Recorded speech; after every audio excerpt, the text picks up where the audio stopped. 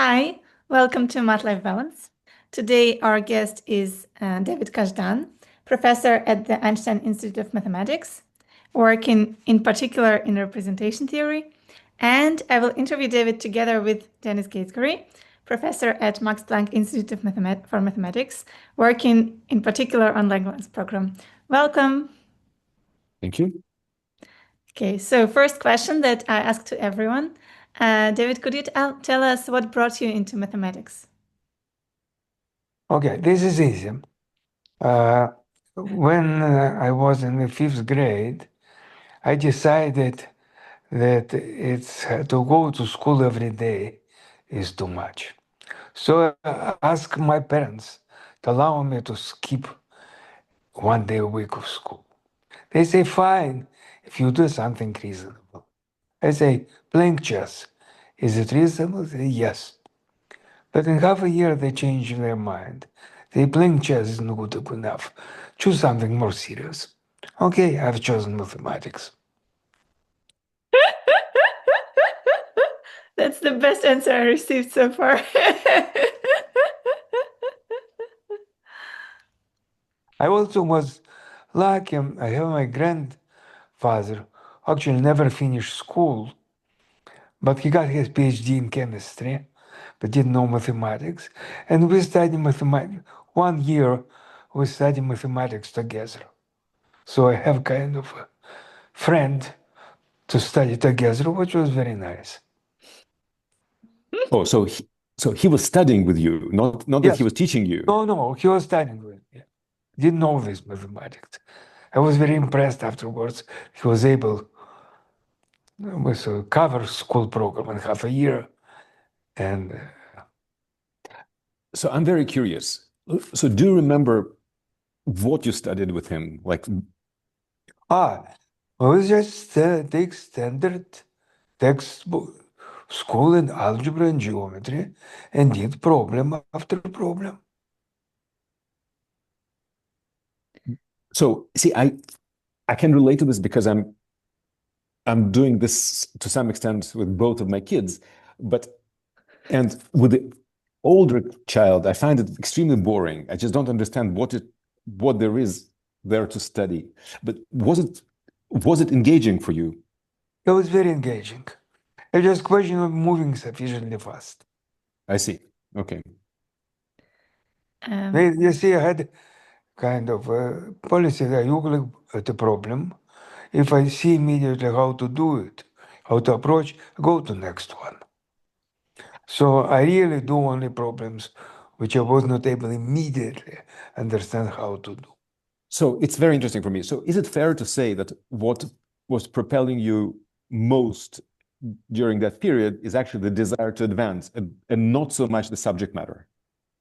No, I think it's subject matter. I think I think after I started, I became interested. I see.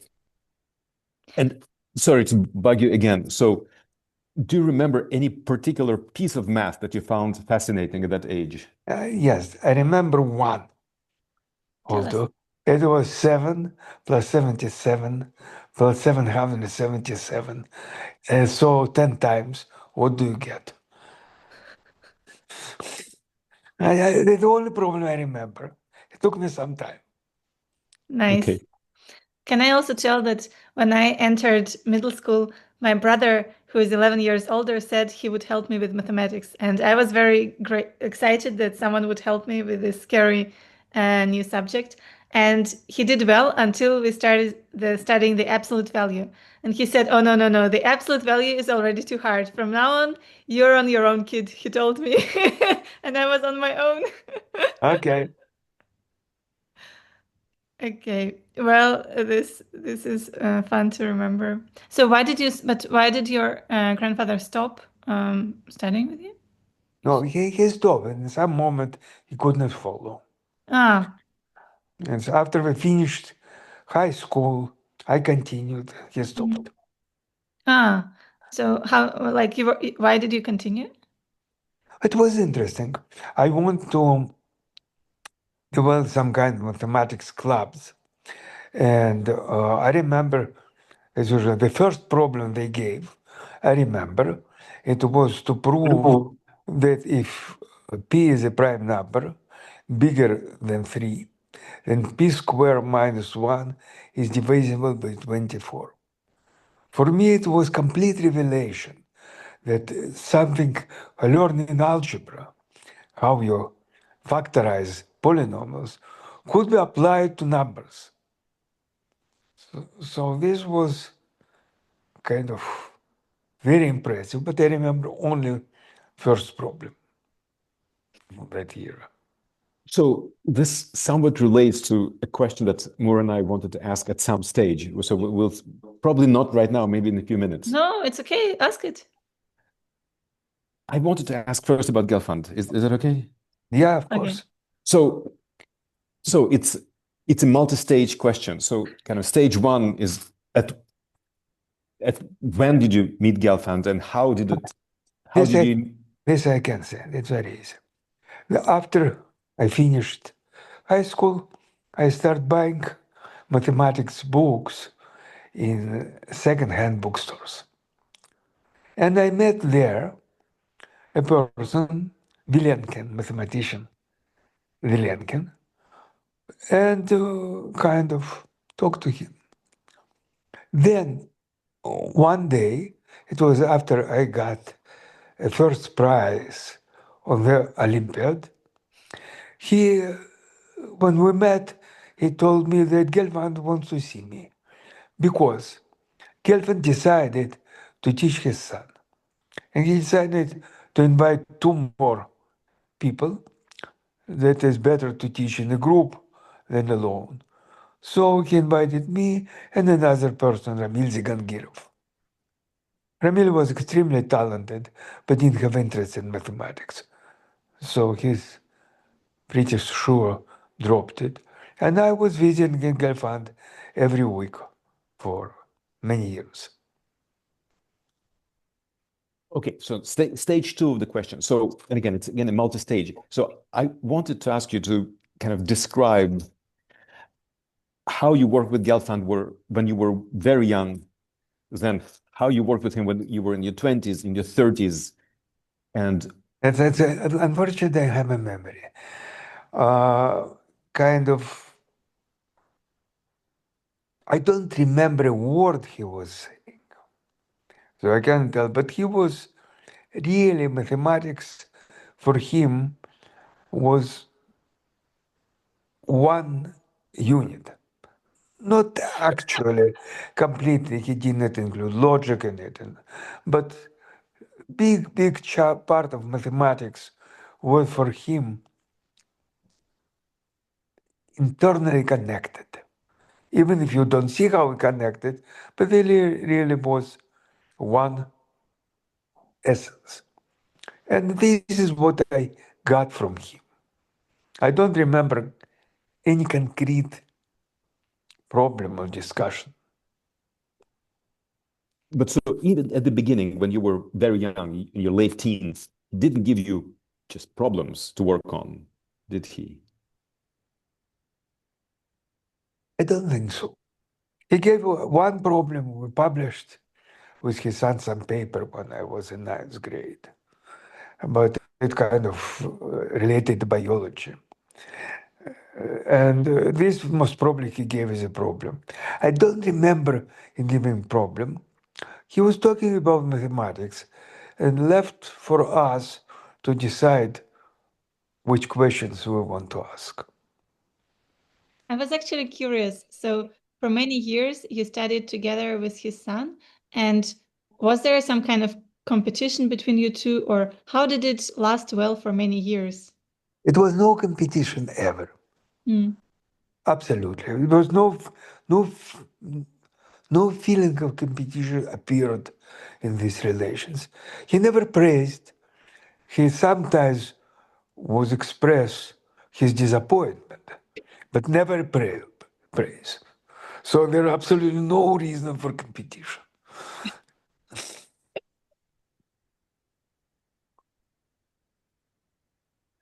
So my other question is, so as I'm also aging, I'm interested. So how do you engage with Gelfand?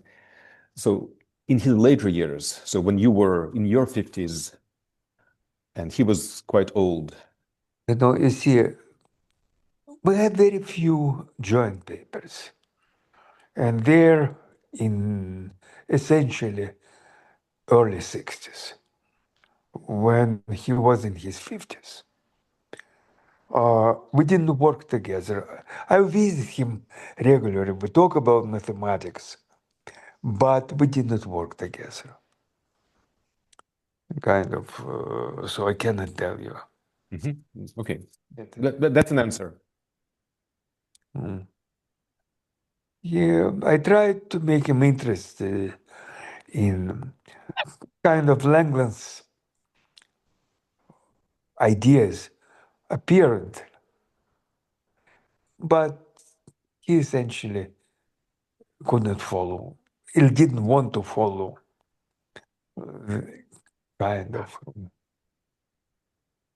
So I'm sorry, I'm very tempted to interject. So it's just the idea occurred to me is that, so in some sense, there are like this two very big themes in, well, roughly algebra geometry community. One is Langlands and the other is motives. Yeah. And it seems like Gelfand didn't engage with either. No, motive did not appear that time. Well, And late 60s. Manin, I remember very well. Manin came from Paris in 68, and he brought first time some information about Grothendieck's. And Gelfand asked him to give a talk on give series of talk on his seminar to explain it. A very typical way. Manin gave 5 talks, and when we come to a place he wanted to start, Gelfand said enough. And Gelfand was trying to understand basics of things, not details. And motives, that time, there no work. Grothendieck introduced a notion, but it didn't sound understandable. Okay, just my last question about Gelfand is this. So, like, I just recently reread Grothendieck, and for him, there were this underlying themes that kind of drove him all the way. So, do you think there was a theme that drove Gelfand all his life? Yes, but he completely failed. His theme was to understand physics. And this was the most interesting thing for him. Physics, what kind? Kind of quantum field theory and so on, to understand mathematics of this kind of area. But he has no papers about this. He doesn't have any paper about this. But he tried to work with Landau, and he did not succeed. He also worked a lot, which I know very little, about applied mathematics. I remember only one thing about applied mathematics. You can guess what it applied for. But the question was, how much heat you have to bring to a piece of wood so the fire will start. So Gelfand changed the problem. He wanted to describe a function. You probably bring some amount of heat when fire stops. And the moment it went to infinity, this was a solution.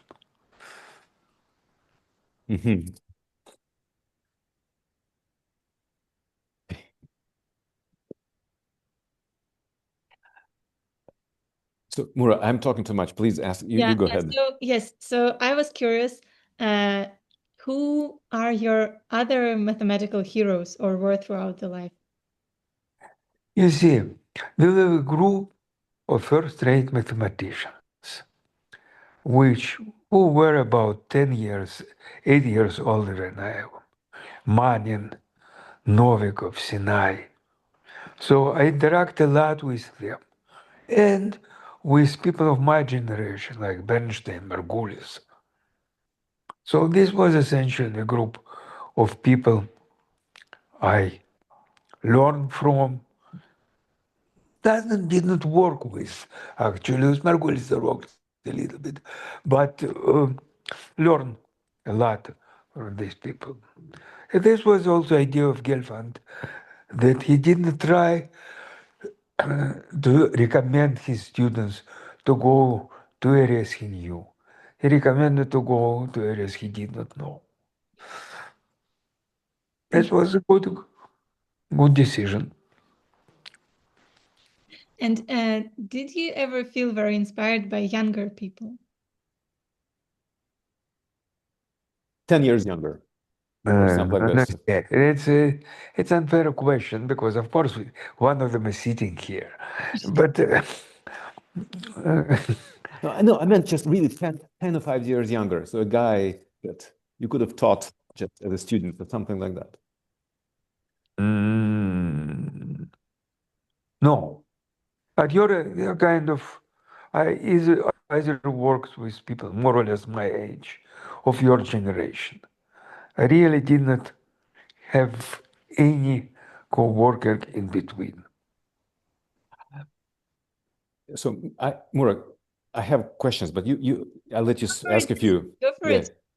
Okay, so I want to, when you mentioned about divisibility of prime numbers, so it's similar to the question I asked about Gelfand. So is it possible for you to define kind of your core interest in math?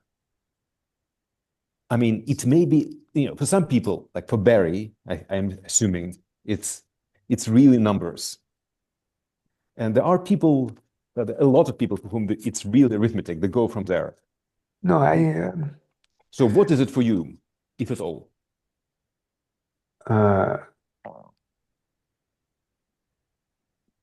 it's very vague in the sense of looking for structures in the places they're not obvious. But it could be in very different mathematical areas.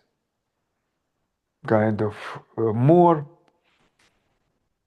I'm not particularly interested in any particular area. Okay, representation theory I know better than many other things, but essentially it's were a number of years when kind of I work with Tommy Ziegler on the kind of now something like combinatorics, which was quite interesting. But So is it possible for you? So it's very interesting. So there is a proportion of mathematicians who would answer in the same way about structures. So in particular, Grothendieck. So and Grothendieck defines, he puts structures within geometry. For him, it's part of geometry. But I don't think that's what you meant. So I want to ask you, could you give an example in your mathematical career where you found structure where it was not apparent that there was any? okay, I will not give my example, but the moment I said kind of when I start the theory representation of a group of refined field was only developed. In the case of GLN was known by Green in 50s. If people start, even before I moved to United States, considered SP4 some examples. And then suddenly Spring realized there is some Etalka homology which really could clarify the situation. So this was an example when some structure appeared completely unexpectedly, which changed the whole attitude. I didn't know it was Springer. Yeah, this was his conjecture.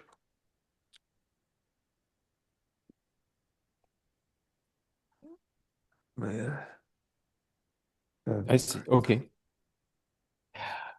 Sorry, can you say again the conjecture? I didn't quite follow. So The question is, you study groups, they kind of small discrete objects. You want to find characters. Mhm. And then, but it's completely discrete thing. The idea is you really have to think about group as algebraic variety. Mhm. And the characters are functions of a secondary nature. The basic nature of their shapes, but then you take trace of Frobenius, you get functions. This was completely unexpected. So that's when Springer's sheaf appeared, right? Yeah. So I actually didn't know the Springer sheaf comes from there. Since I mean, I was born knowing So when Springer sheaf everybody, exists. Uh, Mura, go ahead. Um, we also had a funny question for you, which yes, how do you feel about recreational mathematics? Like when you see a math puzzle for kids, how do you feel about it? I am absolutely unable. I remember a kind of number of ago. I remember a story. In 90s, it was pretty long ago, 30 years ago. I went to Russia, had a friend, and her daughter was applying to university, not to mathematics, but to biology, as matter. And she asked me to help her with problems, and I could not. I could not solve problems which she was supposed to do. It was completely the moment I'm not really interested. It's absolute chaos for me. This is so funny. Dennis, can you please share your answer to this question? I forget what I said. Can you remind me? I think I said exactly the same thing. Exactly the same thing. Yeah. So like, and basically, so for me, even going to talks that are not my immediate research is torture because I just, even though I might be interested in that tomorrow, today when I'm thinking about something else, it's like I can't put it in my head. Yeah, it's slightly different, but the puzzles, I completely unable. I'm unable to do arithmetic. I do mistakes all the time. This is so funny.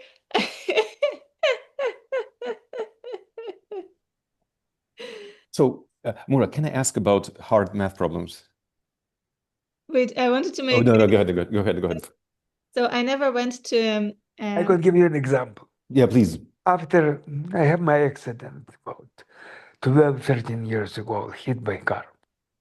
And I was transferred to rehab in some moment. And then they check whether the person, how his head functions. And they ask me to subtract 7 from 100. On the third subtraction, I made a mistake.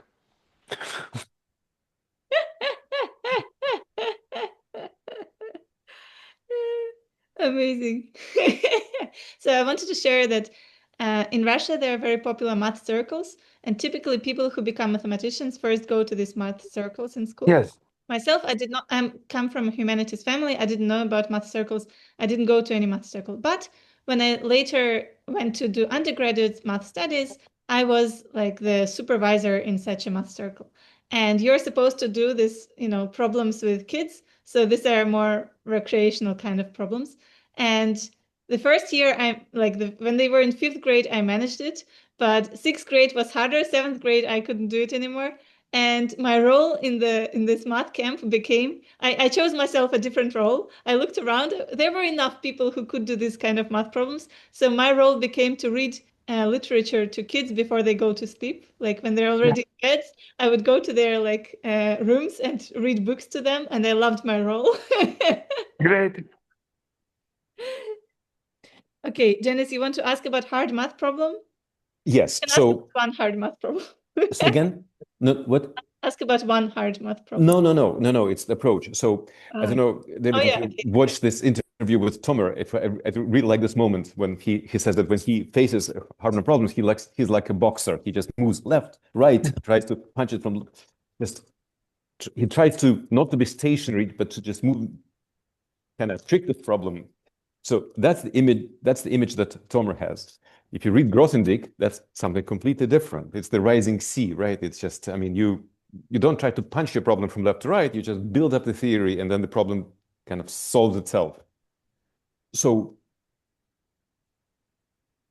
how do you engage with hard problems? You see, the more kind of appealing for me is when Poincaré, not that I can follow it, but Poincaré's description. Oh, I don't know it. Poincaré wrote that in all his real work, there is the same pattern. He'll think about some problem for years, year or two, without any success. And then suddenly it would become clear. He will not try to fight it. He'll just keep a problem. It will be with him. In some moment, it will become clear. I don't know. Where is it? Like, how do you know about it? I read it. Poincaré wrote a lot. Poincaré was a person who was extremely interested about his way, about how people do mathematics. And since his experiment was restricted to one person called Poincaré, he wrote a lot about his way of doing So mathematics. actually, I didn't know. Okay, okay. And so you identify with this. It's not that I identify, but it's close to me. I'm not fighting it, and I'm not creating, but problems live somewhere nearby, and sometimes they become suddenly clear. Do you have some problems living with you right now? Right now, I'm actually involved, but it's kind of in something we did with Denise 20 years ago. And writing some paper, which I hope to send to him. The two-dimensional. Yeah. I see.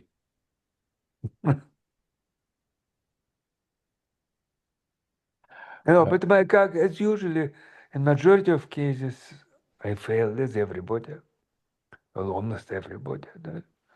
Kind of, I thought about problems, have feelings that could be done, and was not able to do it. This is quite common.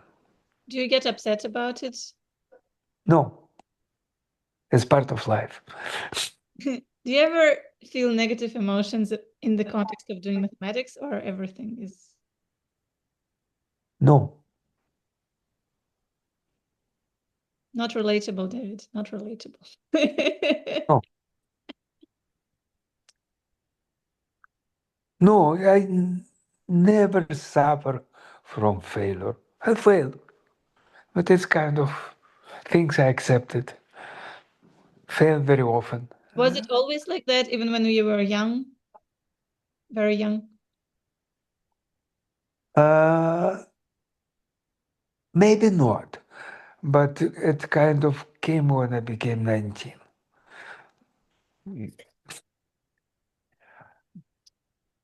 So this somewhat leads to the next question, and I know it may be off the record, I don't know. So, I mean, it may be too personal. So for many mathematicians, math is some kind of escape from life. So when that's a very not comfortable corner to it's not comfortable corner to hide, but that's where we do go and just to forget about everything. So can you comment on that for yourself? You see, for this one have to be able to analyze oneself, which I not do.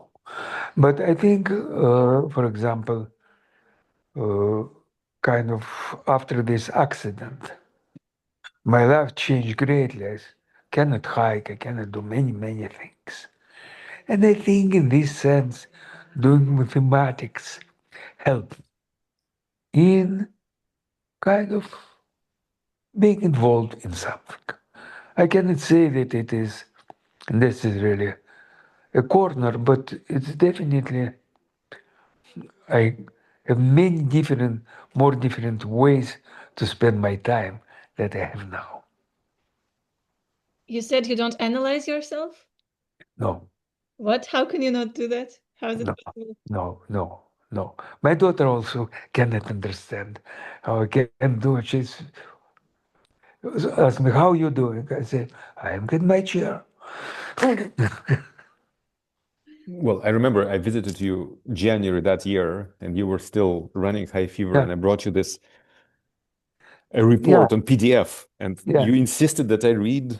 Just, I mean, I make a complete report with all the and yeah. No, I put some efforts, yeah. It was.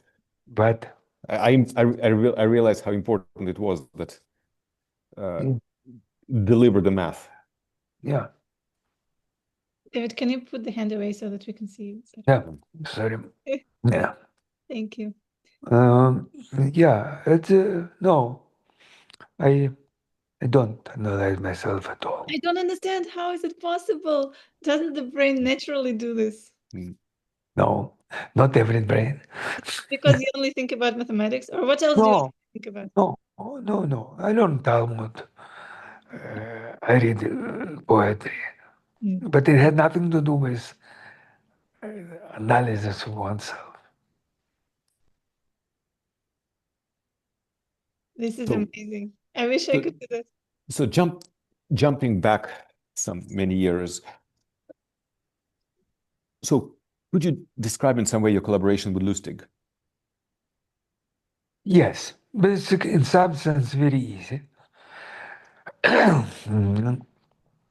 I came to Harvard, and a year or two later, Lusztig came to MIT. And then I was giving some course on representations.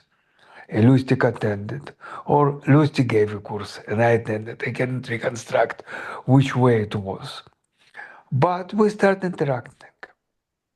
And this for many years was very nice and productive interaction. But what fueled it? I mean, it was one of the most productive interactions in math. I mean, you had so many papers that was a breakthrough here, breakthrough there. So, what was the mechanism that kind of produced this? I think very complementary approach. We kind of, uh, Can you describe? okay. For example, there is a paper about affine Springer fibers. Mhm. The first half I wrote. The second half Lusztig wrote. He never looked to my part. I never looked to his part.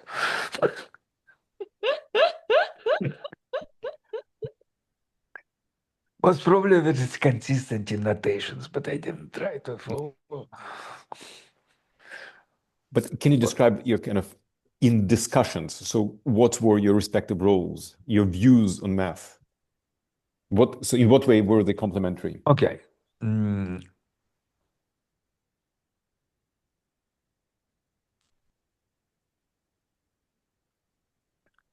okay. I think I could imagine this. It's kind of hard for me to imagine.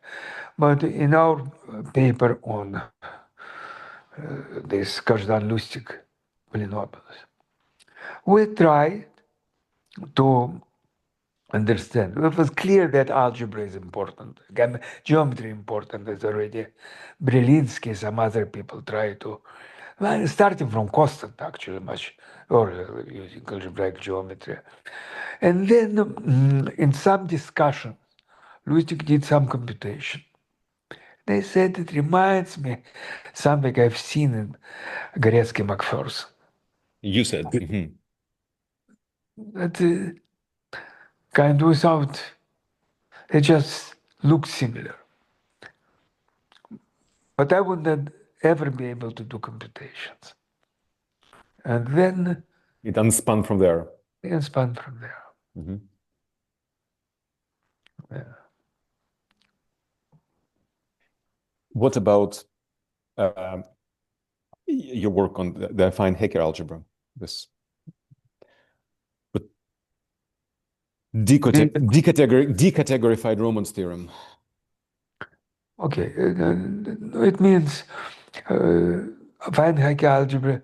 What do you mean in a sense? So the isomorphism between the K group of Yeah, okay, coherent. yeah, but How did that come about?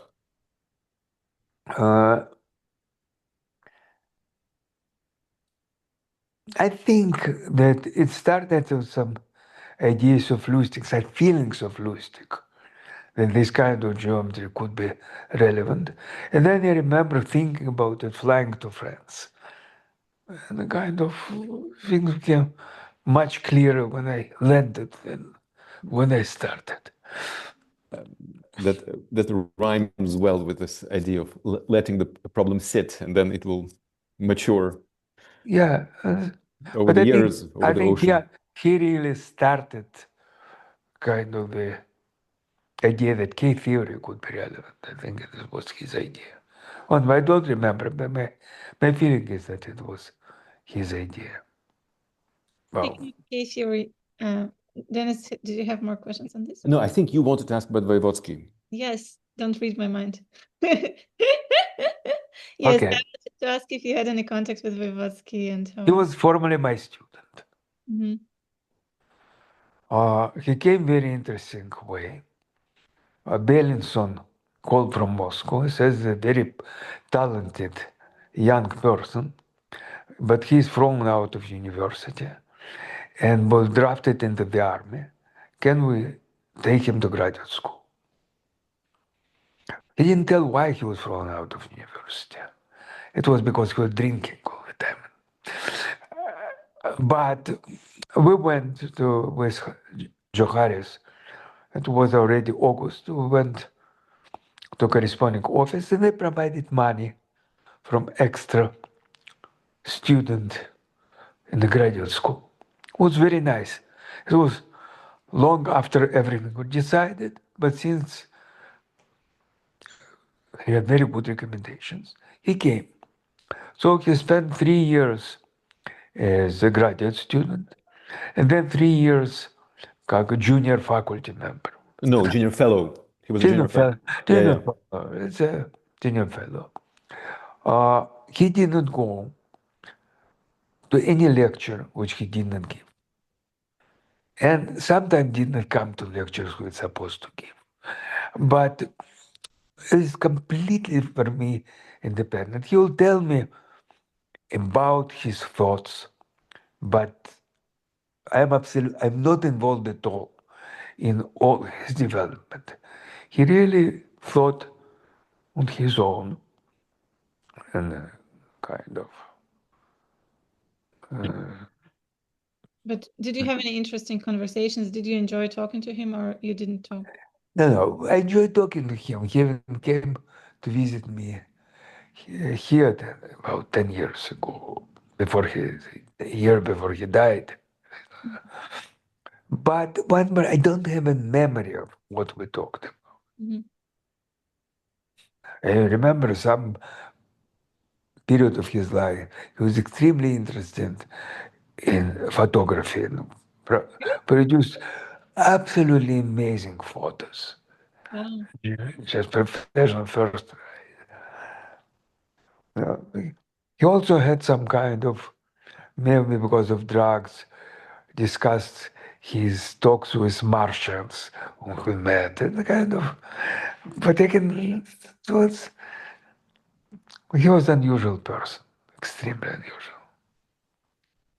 But in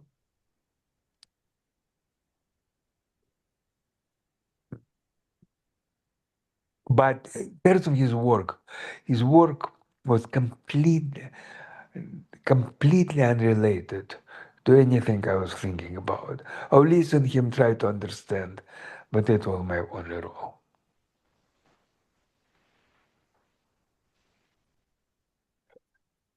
Yeah, so I was raised in motivic homotopy theory, so I've heard a lot about his work. Yeah.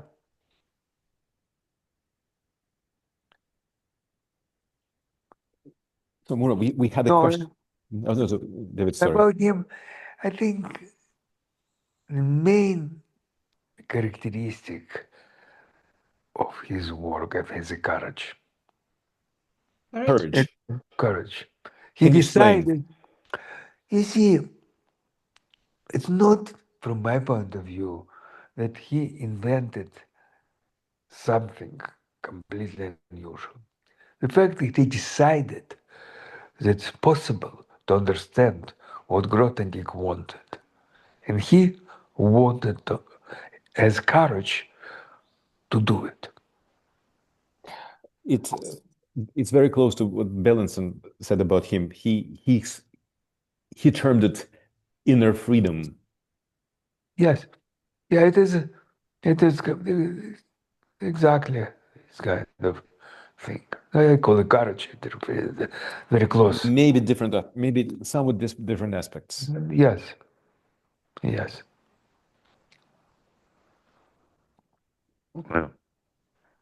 I think Janice also wanted to ask you whether mathematics helps you to make friends and No, so yeah, it was also, I don't know, kind of maybe a personal question. So let me just try to say it. As I was, Moore and I were preparing this interview. So I told Moore that some later years, maybe 10 years ago, I realized that when I go to conferences, all of a sudden I enjoy them not only for math content, but it just happens that there's a place where I meet friends. It Yes. happens this mathematicians over years, they are just close friends. You know, there are people you can go fishing with, but these are people I have a common activity with. So how is it for you? I don't travel. No, yes, but No, of course it is kind of the same. I remember enjoying meeting Atia and meeting different people. It's kind of when I could travel, and not only this, but when I was younger, of course, mathematicians is a community, and kind of you have with quite a number of people very nice personal relation. Oh, I remember Lamont when he was in Boston, he left some things in our attic to pick up 3 years later. So, kind of no, actually, of course. do you have any fun episodes that you remember from conferences or math visits, like any funny episodes?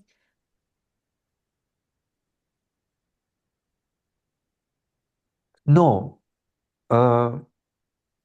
you see, when I was young, the conferences were very important.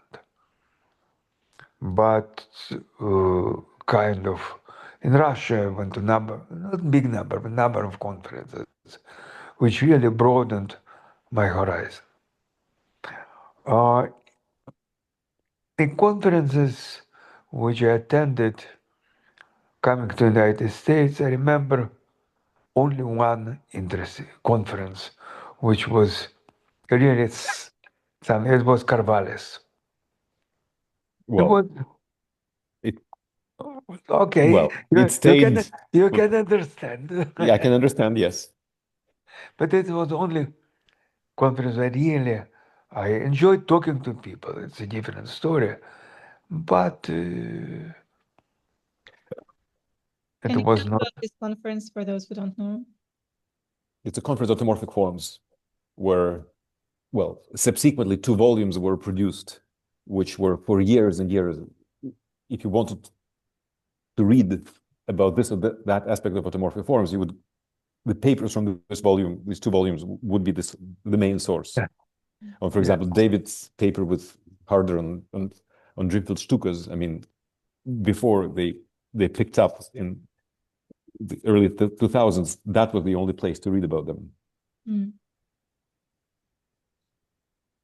Yeah, so but that's the only conference I really kind of made an impression.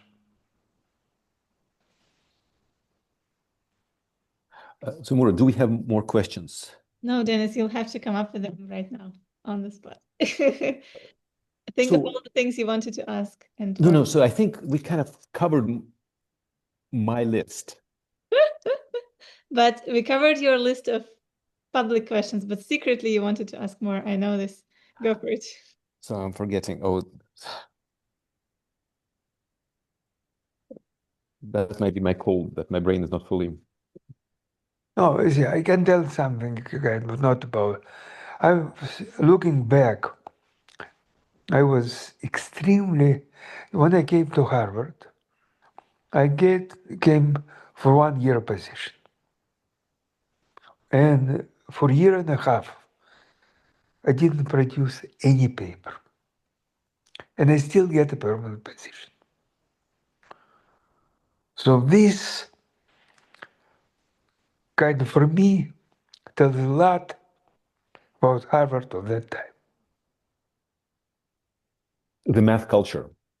Of kind, yes. Yes.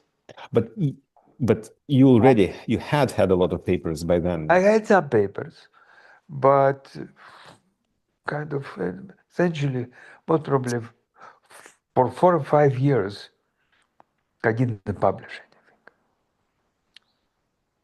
anything. And giving permanent position, it's kind of forever. So the decision, I don't know how it was taken naturally, but I was very, post factum, I was very impressed with. And in a funny way, your paper with Lusztig appeared a year later. 2 years. Something like that, yes. Yeah. Yeah. But So you see that as a sign that the culture has changed, that they are. I don't know. I don't know now. I cannot tell you about anything. But it was not the same way as it was possible to go in August and to get for Voevodsky money for graduate school. When, of course, everything was decided, finished, and так далее. So without any problem, we came, in 5 minutes, we got money. Things like that happen these days. For example, I remember Dustin Clausen, it was not permanent, but he got this long-term position at Max Planck also. I think at the time he had only one paper. Okay. So it does happen in exceptional cases, even You nowadays. see, okay, but Voevodsky didn't have any paper. Yeah. Yeah, so it was taken, your word was taken. My word, which taken from Beilinson word, was good enough.